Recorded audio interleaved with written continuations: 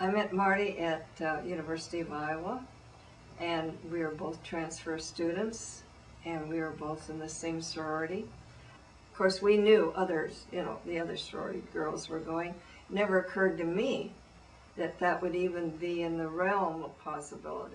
Marty immediately, snatched up the whole idea, and she said, well, we can go to New York too, and so that was the beginning of the whole thing. We found it from our Fifth Avenue bus. We were sitting on the top deck, and Marty, of course, spotted it as soon as we hit 57th Street.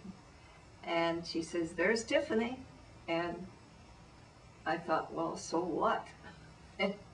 But she was getting off the bus, so I followed her.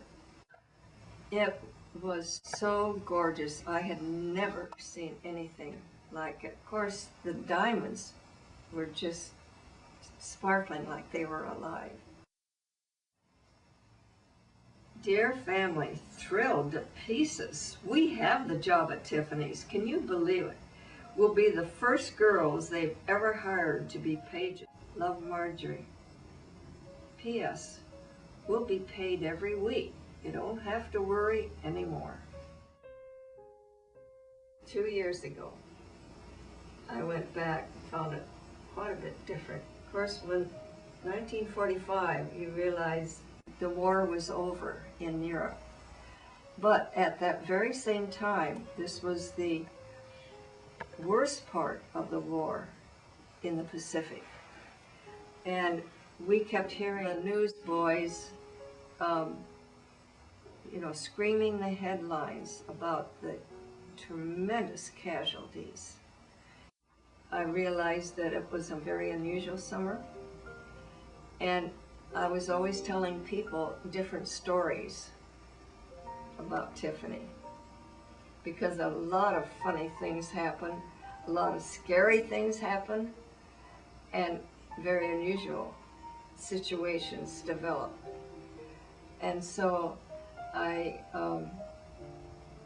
little by little, would be telling these stories. So when I finally retired from teaching, then I decided to write it down.